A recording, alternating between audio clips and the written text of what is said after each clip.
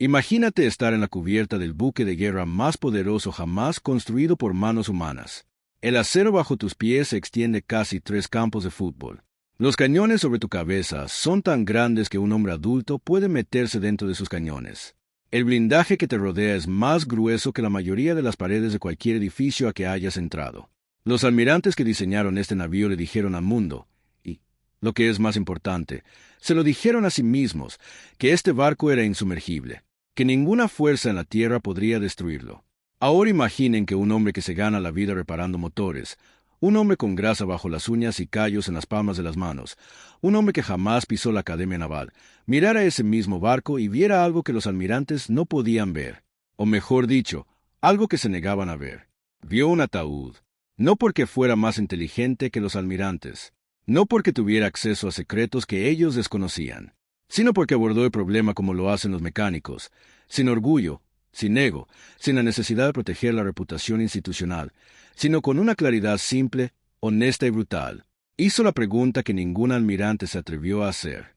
Hizo los cálculos que ningún almirante se atrevió a hacer. Y cuando regresó con su respuesta, aquellos hombres con uniformes impecables y filas de medallas en el pecho le dijeron que estaba equivocado. Ellos fueron los que se equivocaron.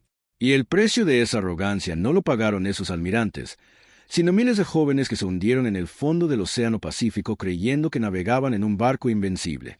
Esta es la historia de cómo un simple mecánico descubrió la debilidad fatal que los almirantes japoneses ignoraron, y cómo esa debilidad, oculta a plena vista en el programa naval más célebre de la historia de Japón, contribuyó a cambiar el rumbo de la Segunda Guerra Mundial en el Pacífico. Para comprender lo que estaba a punto de suceder en el Pacífico en 1944 y 1945, es necesario entender la psicología de la Armada Imperial japonesa en los años previos a la guerra. Porque esta historia no trata solo de acero, blindaje e ingeniería. En esencia, es una historia sobre el orgullo humano, sobre el peligroso espacio que se abre entre lo que una nación cree sobre sí misma y la realidad. En la década de 1930, Japón se encontraba en una posición compleja y frustrante en el escenario mundial. El Tratado Naval de Washington de 1922 había impuesto límites estrictos al tamaño de las flotas navales. A Japón se le permitía mantener una armada que representaba solo el 60% del tamaño de las de Estados Unidos y Gran Bretaña. Para el almirantazgo japonés, esto no era simplemente una desventaja estratégica, sino una humillación. Una declaración formal y legalmente codificada por parte de las potencias occidentales que afirmaba que Japón era una nación de segunda categoría, más pequeña e inferior. El mando naval japonés decidió responder a esta humillación de la forma más contundente posible. Si no podían tener más barcos que los estadounidenses, construirían buques individualmente más poderosos que cualquiera que los estadounidenses pudieran desplegar. Concentrarían su poderío naval en fortalezas flotantes tan abrumadoras, tan devastadoras, que la cantidad se volvería irrelevante. Un barco japonés equivaldría a 5 barcos estadounidenses. Ese era el plan. Ese plan tenía un nombre, el programa de acorazados de la clase Yamato. A finales de la década de 1930, Japón emprendió uno de los programas de construcción naval más ambiciosos y secretos de la historia. El proyecto se mantuvo clasificado al más alto nivel. Los civiles de las ciudades portuarias donde se realizaban las obras se mantuvieron alejados de los astilleros. Se instalaron pantallas y barreras para impedir la observación aérea. Las dimensiones de las construcciones eran tan asombrosas que ni siquiera los propios trabajadores sabían siempre en qué estaban trabajando. El Yamato fue botado en noviembre de 1937 en el arsenal naval de Kure. Su buque gemelo, el Musashi, fue botado poco después en el astillero Mitsubishi de Nagasaki. Una vez terminados, estos 2 buques serían los acorazados más grandes jamás construidos en la historia de la civilización humana, un récord que aún conservan. Las cifras son casi incomprensibles. El Yamato desplazaba 72,000 toneladas de agua a plena carga. Medía 263 metros de eslora. Su armamento principal consistía en 9 cañones de 46 centímetros, los cañones navales más grandes jamás montados en un buque de guerra, capaces de disparar proyectiles de 1,5 toneladas a una distancia de 42 kilómetros. Su blindaje de cinturón, el revestimiento de acero que protegía sus costados a la altura de la línea de flotación, tenía un espesor de 410 milímetros.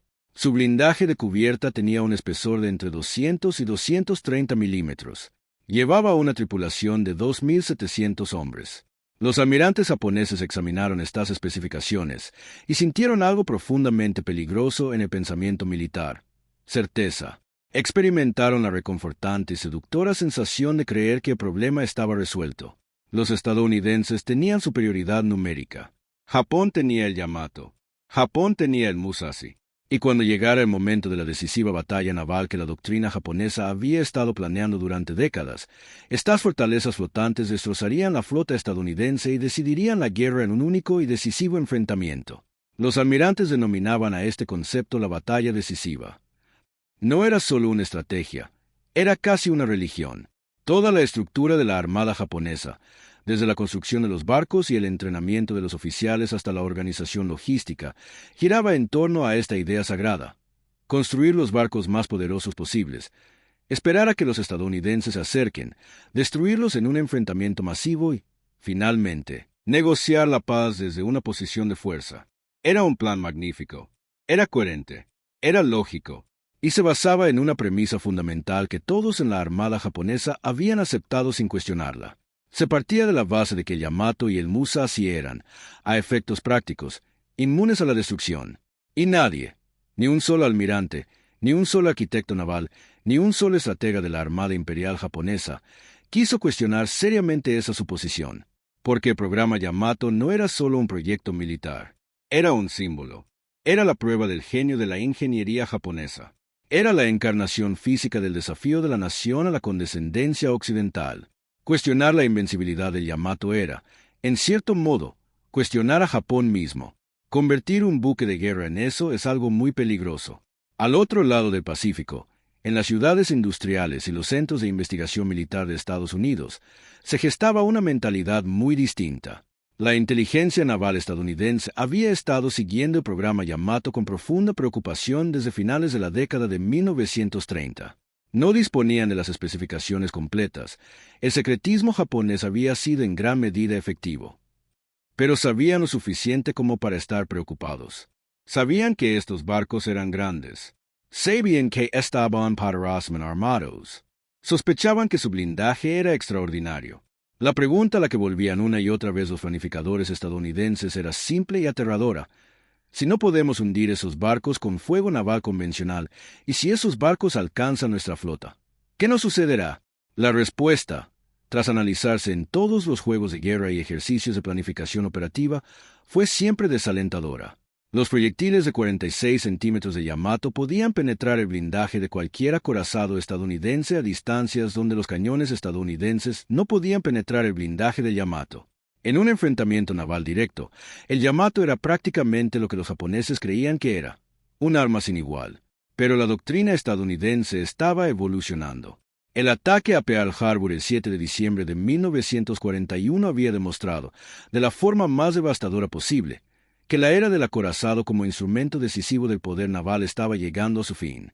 Los portaaviones, durante mucho tiempo considerados por muchos oficiales navales tradicionales como meros buques de apoyo, habían demostrado su capacidad para proyectar un poder devastador a cientos de kilómetros de distancia. La aviación embarcada era la nueva realidad de la guerra naval. La cuestión ya no era simplemente cómo combatir al Yamato con otros buques de superficie. La pregunta era: ¿pueden los aviones realmente hundirlo? Aquí es donde la historia da un giro inesperado para todos los almirantes. Porque la respuesta a esa pregunta no vendría de los almirantes, ni de los arquitectos navales, ni de los estrategas teóricos. Vendría de un hombre que dedicó su vida profesional a trabajar con maquinaria, escuchándola, sintiéndola, comprendiéndola como solo quienes trabajan directamente con objetos físicos pueden hacerlo. Su nombre era Douglas Hayward Linder, un especialista en armamento y mecánica aeronáutica de la Armada. El tipo de hombre que la Armada necesitaba en grandes cantidades para mantener sus aviones en vuelo y sus armas operativas, pero el tipo de hombre que rara vez aparecía en las crónicas posteriores. No era un oficial, no era un planificador, no era alguien que asistiera a las conferencias estratégicas donde se decidía el destino de las naciones. Un mecánico, un técnico, un hombre que entendía cómo se rompían las cosas. Y en 1942 y 1943, mientras la Guerra del Pacífico atravesaba su brutal fase intermedia, Linder trabajaba con un equipo de especialistas en armamento e ingenieros aeronáuticos que lidiaban con un problema muy específico y profundamente frustrante: Los torpedos aéreos estadounidenses no funcionaban correctamente. Para comprender la situación a la que se enfrentaba Linder, es necesario entender el estado de la tecnología de torpedos estadounidense en los primeros años de la Guerra del Pacífico, una historia que deja en mal lugar a la Armada de los Estados Unidos. El torpedo aéreo Mark 13, el arma principal de los bombarderos torpederos estadounidenses, se suponía que representaba la vanguardia del armamento de la aviación naval. Había sido desarrollado a través de años de pruebas, perfeccionado mediante ensayos exhaustivos y aprobado tras múltiples procesos burocráticos. En combate real, fue un desastre. El Mark 13 tenía una tasa de fallos catastrófica. Los torpedos volaban a demasiada profundidad, pasando inofensivamente por debajo de sus objetivos. Explotaban prematuramente, detonando antes de alcanzar el barco enemigo. Los detonadores de contacto, los dispositivos que debían activar la detonación al impacto, eran tan frágiles que fallaban incluso al impactar de frente, que era precisamente el ángulo que debía alcanzar un torpedo bien dirigido. Además, los torpedos eran tan frágiles durante la entrada en el agua, el momento en que el arma era lanzada desde un avión y tocaba la superficie del océano, que se desintegraban, se inundaban o perdían la guía antes de alcanzar su objetivo. Esto no era ningún secreto. Los aviadores navales estadounidenses sabían que sus torpedos no eran fiables. Los pilotos que volaban los bombarderos torpederos TBF Venje sabían que arriesgaban sus vidas para lanzar un arma que podría no funcionar, ni siquiera llegar a su destino. Durante la batalla de Miwa, en junio de 1942, los escuadrones de torpederos estadounidenses sufrieron pérdidas catastróficas. Formaciones enteras fueron aniquiladas, y los pocos torpedos que lograron alcanzar los barcos japoneses no funcionaron según lo previsto. 41 de los 42 aviones torpederos que atacaron la flota japonesa en Miwa fueron derribados. Los torpedos que consiguieron lanzar no dieron en el blanco. 41 de 42. Torpedos. Y el arma que intentaron usar, al morir, apenas funcionó. Durante años, la respuesta oficial de la Oficina de Armamento de la Armada fue resistirse a reconocer la magnitud del problema. Los informes de los pilotos de combate sobre fallos en los torpedos a menudo se desestimaban o minimizaban. El orgullo institucional invertido en el programa Mark 13 dificultaba que la organización evaluara con honestidad los resultados de combate. Reconocer que los torpedos no funcionaban significaba admitir que años de desarrollo, millones de dólares y múltiples niveles de aprobación oficial habían producido un arma que estaba causando la muerte de aviadores estadounidenses con un efecto mínimo. Este era el entorno en el que trabajaban Linder y sus colegas. No el mundo pulcro de la planificación estratégica y la doctrina formal, sino el mundo complejo, urgente y práctico de lograr que las armas funcionaran en condiciones reales. Y Linder aportó a ese problema algo que la Oficina de Artillería, con todos sus ingenieros y todos sus programas oficiales de pruebas, había tenido dificultades para aplicar de forma consistente. Aportó la disposición de mecánico a partir de la evidencia real en lugar de la conclusión deseada. Empezó a plantearse preguntas que debieron haberse formulado años antes. Cuando un torpedo se lanzaba desde una altitud y velocidad determinadas, ¿qué le sucedía exactamente al impactar contra el agua? ¿Qué fuerzas actuaban sobre él? ¿Dónde se rompía? ¿Dónde se inundaba? La física de la entrada en el agua de un torpedo lanzado desde un avión es violenta y compleja. Las fuerzas de desaceleración durante el impacto son enormes. El arma pasa del aire al agua en una fracción de segundo y las tolerancias son extremadamente ajustadas. Linder y su equipo comenzaron a abordar metódicamente estas cuestiones mediante experimentos prácticos en lugar de modelos teóricos. Pero aquí es donde la historia se conecta con el Yamato. Porque mientras Linder y sus colegas resolvían el problema de la fiabilidad del torpedo, un problema que finalmente conduciría al desarrollo del Mark 13 Mad 1, notablemente mejorado, con su anillo de arrastre y su cubierta de madera contrachapada que estabilizaba el arma durante la entrada en el agua. Simultáneamente generaban datos que nadie en la Armada había recopilado sistemáticamente antes. Estaban recopilando datos sobre lo que realmente se necesitaba, en términos de impactos fiables de torpedos, para hundir un buque de guerra de gran tamaño. Y cuando se analizaban las cifras con honestidad, cuando se observaba la energía que liberaba la ojiva de un torpedo, la probable eficacia de un número determinado de impactos contra diferentes tipos de blindaje y compartimentación, se llegaba a una conclusión que el optimismo oficial sobre la capacidad antibuque estadounidense no tenía plenamente en cuenta. Un solo impacto de torpedo, incluso uno certero, no hundiría al Yamato. Múltiples impactos tampoco lo hundirían. Los japoneses habían diseñado su barco con una extraordinaria compartimentación interna, específicamente para absorber el daño de los torpedos. El Yamato tenía docenas de compartimentos estancos. El blindaje que protegía sus costados estaba diseñado precisamente para limitar las inundaciones. Los arquitectos navales habían hecho los cálculos. El barco podía absorber una cantidad considerable de daño por torpedo y mantenerse a flote. Así pues, la pregunta era, ¿cuánto es suficiente? ¿Cuál era el umbral real? Y cuando se realizaba un análisis honesto, no la versión optimista de la sala de reuniones, sino la fría versión técnica, se llegaba a cifras que resultaban desalentadoras. Para hundir de forma fiable un acorazado de la clase Yamato mediante un ataque aéreo con torpedos, se necesitaban muchos impactos. No 2 ni 3, ni 5 ni 6. Era necesario sobrepasar la capacidad de control de daños del buque, inundar varios compartimentos simultáneamente y destruir su capacidad de flotación. Según los datos de compartimentación que la inteligencia había logrado recopilar, y basándose en el rendimiento real de los torpedos mejorados, el número que se barajaba en los círculos de planificación más serios oscilaba entre 10 y 20 impactos de torpedo. Parece mucho, y lo es. Y asestar tantos impactos contra un buque de guerra fuertemente defendido, protegido por patrullas aéreas de combate y fuego antiaéreo de una flota de buques de escolta, con los aviones torpederos teniendo que volar despacio, a baja altura y en línea recta para lanzar sus armas con precisión, iba a costar muchísimas vidas estadounidenses. Pero esto es lo que también reveló el trabajo de Linder, el aspecto que los almirantes japoneses no habían afrontado con honestidad. Dichos almirantes habían diseñado el Yamato para que fuera inmune a las armas estadounidenses existentes en los primeros años de la guerra. Habían calculado su efectividad contra el Mark 13, un arma con una tasa de fallos catastrófica. Un arma que solía penetrar demasiado profundo, explotar prematuramente o simplemente no detonar. Frente a esa arma, los cálculos defensivos de Yamato tenían mucho sentido. Frente a un arma fija, frente al Mark 13 Mad 1 con sus dispositivos de estabilización, ajustes de profundidad corregidos y detonadores funcionales, las matemáticas cambiaron. Dramaticamente. Los japoneses habían basado su confianza en la capacidad de supervivencia de Yamato en la suposición de que se enfrentaban al arma que, según sus servicios de inteligencia, poseían los estadounidenses. No habían considerado seriamente la posibilidad de que los estadounidenses repararan sus torpedos. Y dentro de la rigidez de la planificación naval japonesa, una vez que la invencibilidad de Yamato se convirtió en doctrina institucional, nadie iba a cuestionar las premisas en las que se basaba. Los estadounidenses estaban reparando sus torpedos. Los almirantes japoneses no estaban lo suficientemente atentos como para darse cuenta, y los que sí lo notaron no pudieron lograr que esa información se tomara en serio en una institución que ya había decidido que la respuesta a la pregunta de si el Yamato podía hundirse estaba resuelta.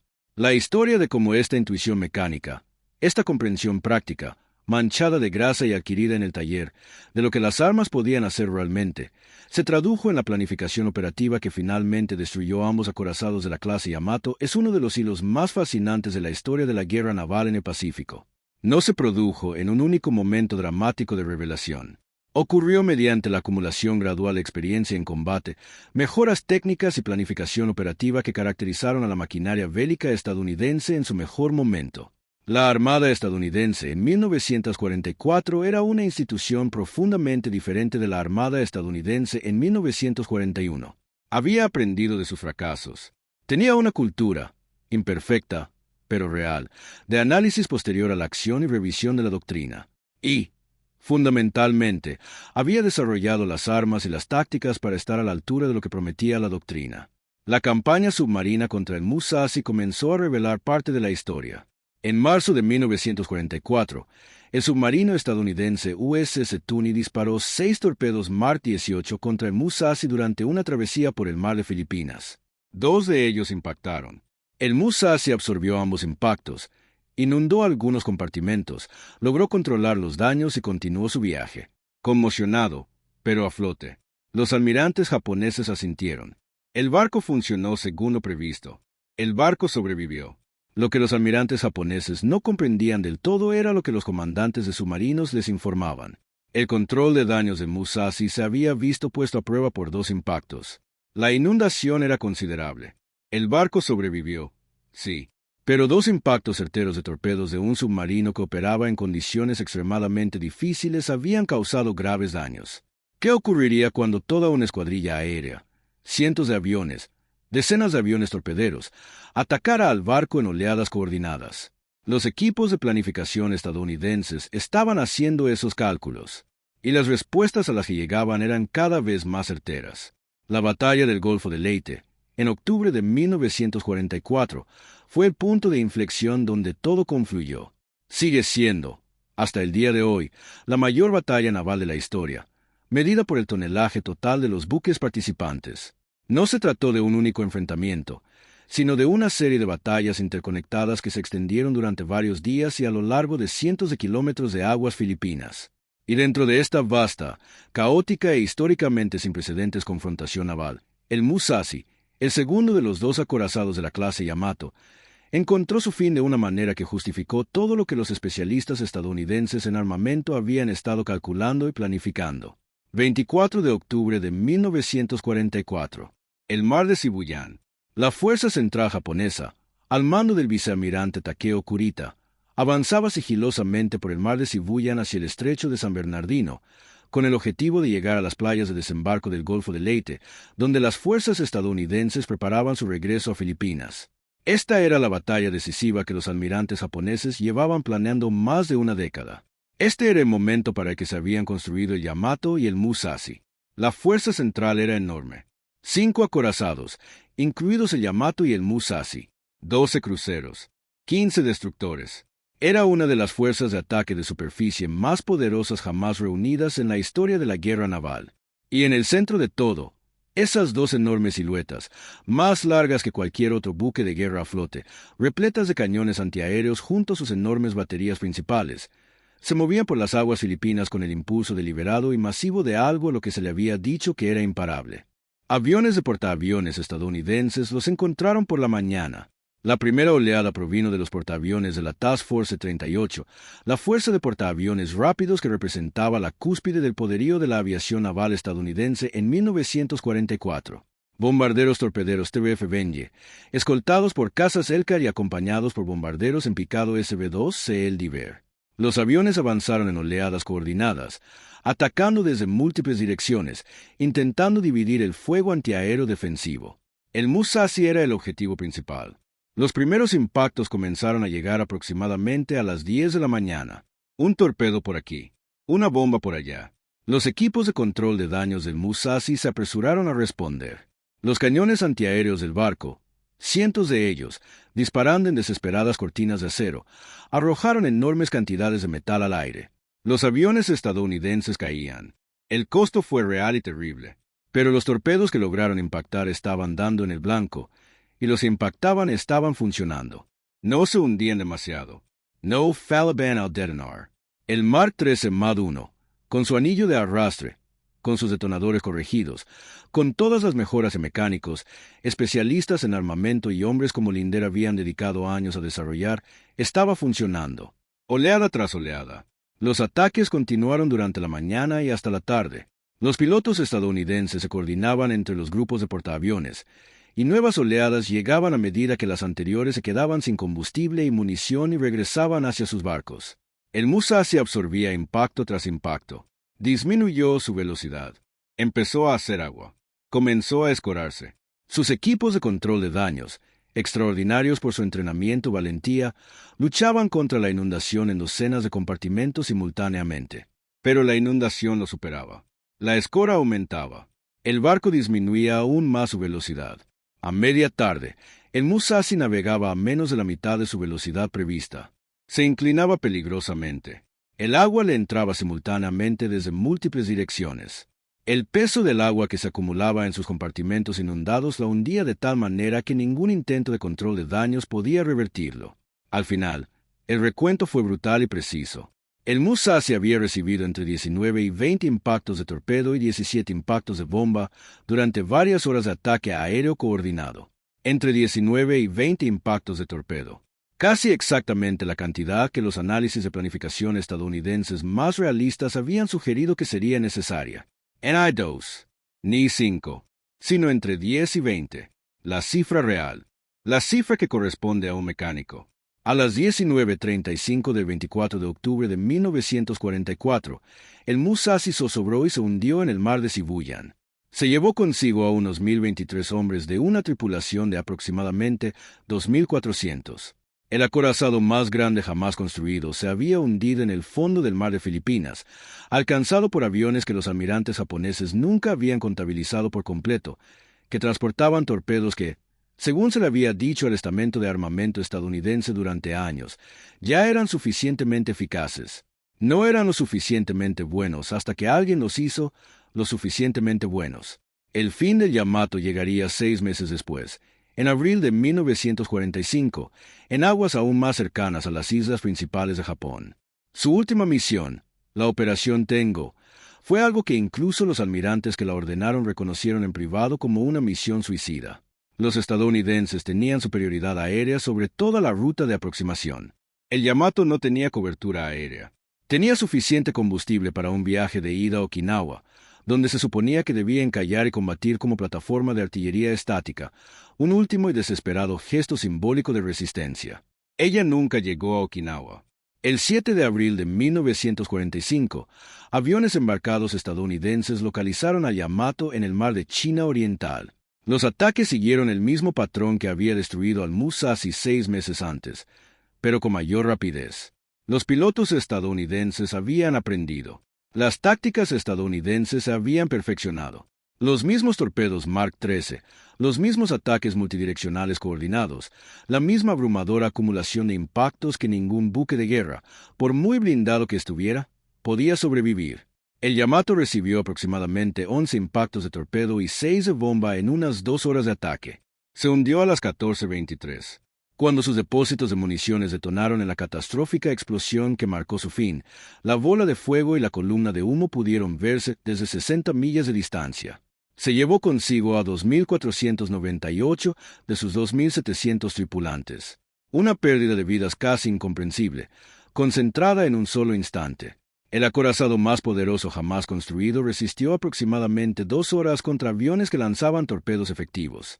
Tras historias como esta, llega un ajuste de cuentas, y no es un ajuste de cuentas agradable. Los almirantes japoneses que construyeron el Yamato y el Musashi no eran tontos. Eran personas muy instruidas, con amplia experiencia y que operaban con la mejor información disponible dentro de los marcos institucionales que los rodeaban. El problema no radicaba en la calidad de sus mentes individuales, sino en la calidad de las preguntas que se les permitía formular. Construyeron un barco invencible. Y debido a que construyeron un barco invencible, se volvieron incapaces de considerar seriamente las pruebas de que, en realidad, el barco podría no ser invencible. Los informes de inteligencia sobre los programas estadounidenses de mejora de torpedos que circularon por la inteligencia naval japonesa en 1943 y 1944 no se tomaron con la seriedad que merecían, porque tomarlos en serio habría implicado reabrir una cuestión que se consideraba resuelta. Habría implicado decir, en voz alta, en entornos institucionales formales, puede que nos hayamos equivocado con el Yamato. Puede que, después de todo, hayamos construido un barco que sí puede ser destruido. Toda la doctrina construida en torno a él podría necesitar una revisión. Ese tipo de honestidad institucional es extraordinariamente difícil de lograr, especialmente en una cultura militar que hacía un enorme hincapié en la confianza absoluta y la acción decisiva. La duda era una debilidad, la revisión, un fracaso, y así, la duda y la revisión que podrían haber cambiado la estrategia naval japonesa, que podrían haber evitado que Yamato y el Musashi se vieran expuestos a situaciones donde el poder aéreo estadounidense pudiera destruirlos, nunca llegaron a tiempo. Mientras tanto, del lado estadounidense, una cultura de resolución práctica de problemas, imperfecta, a menudo frustrante, a veces culpable de resistencia institucional, había logrado, sin embargo, tomar un torpedo aéreo que estaba matando aviadores estadounidenses con resultados insignificantes en 1942 y transformarlo, a través del tipo de trabajo de ingeniería metódico, honesto y poco glamuroso que los mecánicos entienden mejor que nadie, en el arma que envió a los acorazados más grandes de la historia al fondo del mar. Los aviones estadounidenses de 1944 y 1945 no eran fundamentalmente diferentes de los de 1942. Los pilotos no eran fundamentalmente diferentes. Los conceptos tácticos no eran fundamentalmente diferentes. Lo que sí era diferente era el torpedo en la bodega de bombas. Y ese torpedo era diferente porque alguien, muchas personas, en talleres, centros de pruebas y depósitos de municiones repartidos por toda la maquinaria bélica estadounidense, se atrevió a plantear la pregunta honesta: ¿funciona realmente esta arma? Y se atrevió a aceptar la incómoda respuesta: no, todavía no, pero podemos hacer que funcione. Y aquí está la manera. El legado de esta historia trasciende con creces la Guerra del Pacífico. La destrucción del Yamato y el Musashi puso fin a la era del acorazado como principal instrumento del poder naval. La batalla decisiva que la doctrina japonesa había planeado durante décadas, el enfrentamiento final en superficie donde la potencia de los cañones de 46 centímetros de Yamato destrozaría a la flota estadounidense, nunca se produjo ni podría producirse, porque los portaaviones habían transformado radicalmente la guerra naval. Tras la guerra, todas las grandes potencias navales del mundo extrajeron la misma conclusión. El portaaviones era el buque insignia de la Armada moderna, el acorazado, obsoleto. Cada grupo de portaaviones estadounidense que opera en la actualidad, y hay 11, es descendiente directo de las lecciones tácticas y tecnológicas aprendidas en las aguas del Pacífico entre 1941 y 1945. Las armas que portan, las tácticas que emplean, la cultura de análisis posterior a la acción y la mejora continua que caracteriza la aviación naval estadounidense, todo ello tiene sus raíces en el doloroso, costoso y a veces devastador proceso de aprendizaje que tuvo lugar durante esos años. Y en algún punto de ese linaje, en la cadena de decisiones institucionales y esfuerzos individuales que transformaron el poder naval estadounidense desde la catástrofe de Pearl Harbor hasta la aplastante victoria de 1945, hay un lugar para los mecánicos, los especialistas en armamento y los técnicos que estuvieron dispuestos a decir: esto no funciona. Déjenme mostrarles por qué. Y déjenme mostrarles cómo arreglarlo. No fueron los héroes de las historias que se escribieron. Sus nombres no figuran en los monumentos. Los almirantes, los pilotos y los comandantes recibieron los monumentos, las biografías y las placas conmemorativas. Pero los hombres que comprendieron cómo funcionaban las armas, que entendieron lo que se requería para que las armas cumplieran con lo prometido en la doctrina, esos hombres marcaron la diferencia entre una aviación naval estadounidense que derramaba sangre en vano y una aviación naval estadounidense que cambió el mundo. Aquí hay una lección más amplia que va más allá de la historia militar, más allá de la Guerra del Pacífico, más allá de la cuestión de si un buque de guerra en particular podía o no ser hundido por torpedos aéreos. Es una lección sobre la relación entre el orgullo institucional y el análisis honesto, sobre el peligro de aferrarse tanto a una respuesta que uno deja de ser capaz de escuchar las pruebas que apuntan a una respuesta diferente, sobre cómo el momento más peligroso de la existencia de cualquier organización a menudo no es cuando se enfrenta a una crisis evidente, sino cuando se convence de que ya ha resuelto el problema, de que el trabajo está hecho, de que la cuestión está zanjada. El Yamato era la encarnación física de esa peligrosa certeza. 2.000 millones de yenes, 72.000 toneladas de acero, 9 cañones capaces de disparar proyectiles que pesaban tanto como un coche pequeño. Todo ello construido sobre una base de suposiciones que nadie en el almirantazgo japonés quería poner a prueba seriamente, porque comprobar esas suposiciones podría revelar que la certeza era falsa. Los estadounidenses tenían su propia versión de este problema, a su manera, con sus propias armas, pero lo resolvieron más rápido, porque estaban dispuestos a plantear la pregunta clave: ¿funciona? Muéstrame las pruebas. ¿Qué es lo que falla específicamente? ¿Cómo lo arreglamos? Es una cuestión mental. Se puede aprender, se puede enseñar. Y en octubre de 1944 y abril de 1945, demostró ser capaz de destruir los buques de guerra más poderosos que el mundo jamás había visto. El Yamato y el Musashi yacen hoy en el fondo del Pacífico. El Yamato reposa a unos 335 metros de profundidad en el mar de China Oriental, con su casco partido en dos por la explosión que marcó su fin, sus magníficos cañones apuntando a ninguna parte y sus proyectiles de 46 centímetros aún en sus cargadores, sin disparar. El Musashi descansa en el mar de Sibuyan, hallado por una expedición privada en 2015, con sus restos esparcidos por el lecho marino a una profundidad de casi 1.000 metros. 2 barcos que se suponía que eran insumergibles, descansando en el fondo del océano porque alguien estuvo dispuesto a reparar el arma que los hundió. El orgullo es una armadura formidable, pero tiene una debilidad. Y los hombres honestos con las manos manchadas de grasa siempre encuentran la manera de descubrirla. Si has llegado hasta aquí, si has seguido esta historia hasta el final, entonces ya entiendes algo importante. La historia rara vez la hacen solo las figuras famosas que aparecen en los libros de historia. La hacen, más a menudo de lo que reconocemos, las personas que simplemente se negaron a aceptar que algo roto tuviera que seguir roto. Quienes analizaron el problema con honestidad. Quienes se pusieron manos a la obra.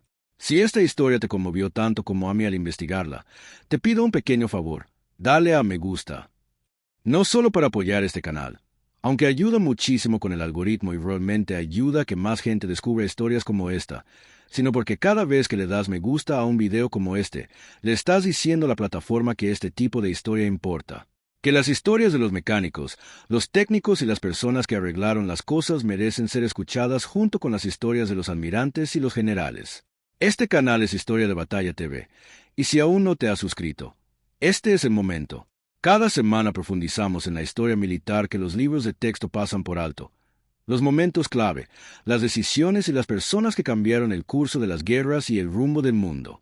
Suscríbete para no perderte ningún episodio. Y quiero leer sus comentarios. No solo si conocían esta historia, aunque también me gustaría saberlo, sino esto. ¿Ha habido algún momento en su vida, en su trabajo, en el que se atrevieron a decir la verdad incómoda que todos los demás evitaban? ¿Qué pasó? De verdad quiero saberlo. Y si esta historia te cautivó, te prometo que la siguiente lo hará igual. La próxima vez, hablaremos de una decisión tomada en 30 segundos, en un puente en medio del Pacífico, que salvó a toda una flota que quizás cambió el rumbo de la guerra. Una decisión que iba en contra de todos los protocolos, de todas las órdenes, de todo el entrenamiento que había recibido. Y tenía razón. No te la pierdas. Gracias por estar aquí. Gracias por interesarte por la historia. Gracias por formar parte de esta comunidad. Estas historias merecen ser recordadas, y gracias a ti, lo son.